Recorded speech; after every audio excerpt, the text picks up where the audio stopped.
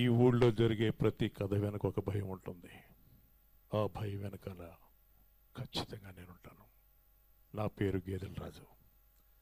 Thank you so much అండి. ఈవేళ ఈ కార్యక్రమానికి మమ్మల్ని ఆశీర్వదించడానికి వచ్చినటువంటి శ్రీ వివి వినాయక్ గారు, శ్రీ కోన వెంకట గారు, శ్రీ విఎన్ ఆదిత్య గారు, శ్రీ మూర్తి గారు, వీరందరికీ మనస్ఫూర్తిగా నా మీదున్న ప్రేమతో, అభిమానంతో వారు ఈ స్టేజ్ మీద వచ్చి ఈ సినిమా గురించి 4 మంచి మాటలు చెప్పి ఈ సినిమాని ఎంకరేజ్ చేసినందుకు వారికి శిరస్సు వంచి నమస్కరిస్తున్నాను.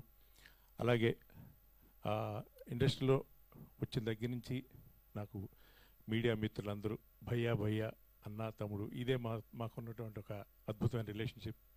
ఈవేళ అందరూ వచ్చిన మా మీడియా మిత్రులందరికీ కూడా నేను శిరస్సు వంచి నమస్కరిస్తున్నాను. జనరల్గా ఒక 1,00,000 మంది అనుకుందామండి. మనం 1,00,000 మంది తల్లిదండ్రులు కళ్ళగంటారు ఏంటంటే వాళ్ళ పిల్లల్ని డాక్టర్ చేయాలని, ఇంజనీర్లు చేయాలని, లేదా కలెక్టర్ చేయాలని చెప్పి. ఈ 1,00,000 మందిలో -1.11% ఎవరో అనుకుంటారు పిల్లలు ఎదుగుతున్నప్పుడు వాళ్ళు పాటలు పాడుతుంటేనో, లేకపోతే నాటకాలు వేస్తుంటేనో, లేకపోతే ఏదో స్క్రిప్ట్లు రాస్తుంటేనో వీళ్ళ సినిమా రంగానికి పంపిస్తే ఎలా ఉంటుందని చాలా తక్కువ మంది మాత్రం ఆలోచిస్తారండి. అంటే మైనస్లో ఉంటారు వాళ్ళు. ఎందుకంటే ఇక్కడికి వస్తే ఈ జీవితం ఏమవుతుందో ఎవరికి తెలియదు, ఏం జరుగుతుందో కూడా తెలియదు. ప్రతి శుక్రవారం ఇక్కడ ఒక భవిష్యత్తు మారిపోతూ ఉంటుంది. వెళ్ళొచ్చు, మళ్ళీ అదే వెళ్ళింది మళ్ళీ ఇంకో శుక్రవారం పడిపోవచ్చు. ఎప్పటికప్పుడే ఇక్కడ అన్నీ కూడా అంటారు ఏ రోజుకి ఆ రోజు వెంకటలక్ష్మి అన్నట్టు ఉంటుంది ఇక్కడ పరిస్థితి. అండ్ ఇంకోటి ఏంటంటే, నాకు చిన్నప్పుడు మా నాన్నగారు గుండెలపై పడుకోబెట్టుకుని నాకుతో కొన్ని భగవద్గీత శ్లోకాలు బట్టి పట్టించేవారు. ఫస్ట్ నుంచి కూడా ఆయన బట్టి పట్టించిన శ్లోకాల్లో ఒక శ్లోకం నాకు చాలా ఇష్టం. హతోవా ప్రాప్తసే స్వర్గం జిత్వా వా భోక్షసే మహిం తస్మాదుత్తిష్ట కౌంతేయ యుద్ధాయ కృతనిశ్చయ. అంటే మనం ఒక కురుక్షేత్రం అనే జీవితం అనే ఒక కురుక్షేత్రం పుడుతున్నాం మనందరం కూడా. ఇక్కడ ప్రతిరోజు మనం యుద్ధం చేయాల్సిందే. గెలిచామనుకోండి రాజభోగం, ఓడిపోతే వీర స్వర్గం. ఇంతే, ఇవి 2 ఉంటాయి మన లైఫ్లో కూడా.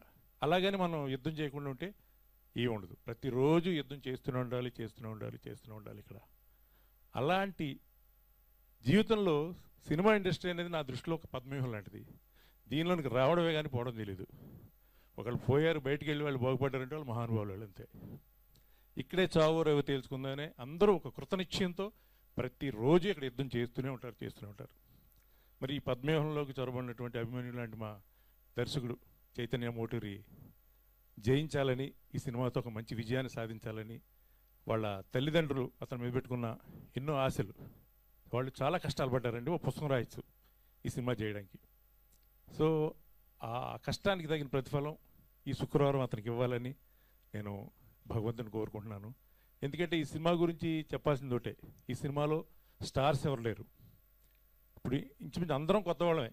అంటే నేను ఒక సంగీత దర్శకుడిగా, గాయకుడిగా, లేకపోతే యాంకర్గా ఎన్ని రోజుల నుంచో నేను ఇండస్ట్రీలో ఉన్నా సరే, నటుడిగా నా జీవితం మొదలైంది ఒక 4-5 సంవత్సరాల నుంచే. సో నేను కూడా జూనియర్ కింద లెక్క ఇక్కడ.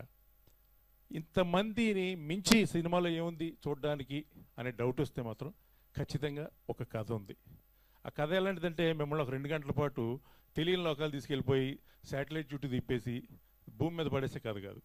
ఒక కాకినాడ అనే పట్టణంలో కొన్ని పాత్రలు, అంటే మన నిత్యం మనం ఉండే టౌన్లో, అందరూ కాకినాడలో వాళ్ళు కాదు, ఎవరైతే వాళ్ళ టౌన్ ఒక రియాలిటీని చూస్తుంటారో ఆ టౌన్లో ఒక రౌడీ షీట్ ఉంటాడు.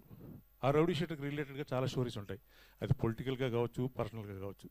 అలాంటి కొన్ని కథల మధ్యలో ఈ గేదెల రాజు అనేవాడు ఒక సెంట్రీ క్యారెక్టర్. ఈ క్యారెక్టర్ చుట్టూ తిరిగే ఈ కథలతో ఈ సినిమా నడుస్తుంది. లాస్ట్ 20 నిమిషాలకు ముందు వచ్చే ఒక అత్యద్భుతమైన ట్విస్ట్. ఎంత మంచి ట్విస్ట్ అంటే, సినిమా చూస్తున్న మొదటి నుంచి ప్రేక్షకుడు ఊహించిన ట్విస్ట్ అది. నేను దీన్నేమి అతిశయోక్తిగా చెప్పట్లేదు, ఎగ్జాగరేట్ చేసి చెప్పట్లేదు. ఇది ఖచ్చితంగా రేపు పొద్దున్నే సినిమా చూసినప్పుడు ఆ ఒక్క క్షణంలో అమ్మ అనే ఒక రియాక్షన్ ఖచ్చితంగా ఆడియన్స్ వస్తుంది. ఆ రియాక్షనే ఈ సినిమాని కాపాడుతుందని గాఢంగా నమ్ముతున్నాం. ఎందుకంటే ఈ సినిమా చూసిన పెద్దలందరూ చెప్పిన మాట కూడా అది. మైత్రి శశి గారు, అలాగే సీనియర్ డిస్ట్రిబ్యూటర్ శాంతయ్య గారు, మధుర శ్రీధర్ రెడ్డి గారు, ఇంకా కొంతమంది చాలామంది చూపించాం సినిమా. వాళ్ళందరూ మాట్లాడింది, వాళ్ళందరూ రియాక్ట్ అయింది సేమ్ థింగ్. అందుకే మైత్రి శశి గారు ఇవాళ ఈ సినిమాని నైజాంలో దాదాపు 100కు పైగా థియేటర్స్లో ఆయన రిలీజ్ చేస్తున్నారండి. ఈ సినిమా మీద నమ్మకంతో చాలా మంచి మాట చెప్పారు. ఎగ్జిబిటర్లు అందరూ మీ సినిమాని అడుగుతున్నారండి అని చెప్పారు నిన్న రాత్రి. అది చాలా మేము సాధించిన మొట్టమొదటి విజయంగా ఫీల్ అయ్యాం. అలాగే సీడెడ్, నెల్లూరు, కృష్ణ, గుంటూరు శాంతయ్య గారు అబ్బాయి, వాళ్ళ అబ్బాయి సినిమా ద్వారా డిస్ట్రిబ్యూటర్గా, దానికి శాంతయ్య గారు ఒక మంచి మాట అన్నారు, నా కొడుకుని నాకు వారసుడిగా దింపుదాం అనుకున్నాను, అతను ఒక మంచి సినిమా ద్వారా దింపాలని అన్న ఆలోచనకి ఈ సినిమా నాకు అనిపించింది, అందుకే ఈ సినిమా ద్వారా అతను డిస్ట్రిబ్యూటర్గా దింపుతున్నారు ఆయన. చాలా థ్యాంక్స్ అండి శాంతయ్య గారు. అలాగే 17వ తారీఖున 8 సినిమాల మధ్యలో విడుదలవ్వాల్సిన ఈ సినిమాని ఒక వారం పోస్ట్ పోన్ చేసుకుంటే మీకు బాగుంటుందని సలహా ఇచ్చిన మధురా శ్రీధరెడ్డి గారికి నేను మనస్ఫూర్తిగా ధన్యవాదాలు చేస్తున్నాను.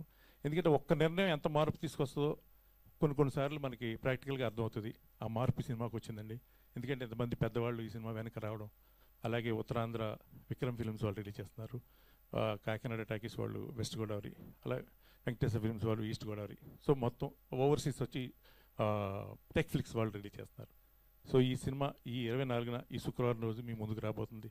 మీరు అందరూ సినిమాని ఆశీర్వదించి సినిమా చూసి థియేటర్కి వచ్చి సినిమా చూసి, మీరు వచ్చేది 10 మంది అయినా సరే మళ్ళీ మీరు ఆ 10 మంది ఇంకో 100 మంది చెప్తారు. చాలా సినిమాలు ప్రూవ్ అయింది నచ్చితే. సో మీకు నచ్చాలని నేను మనస్ఫూర్తిగా మాకు విజయాన్ని అందించాలని భగవంతుని కోరుకుంటున్నాను. Thank you so much. Thank you అండి. Thank you sir.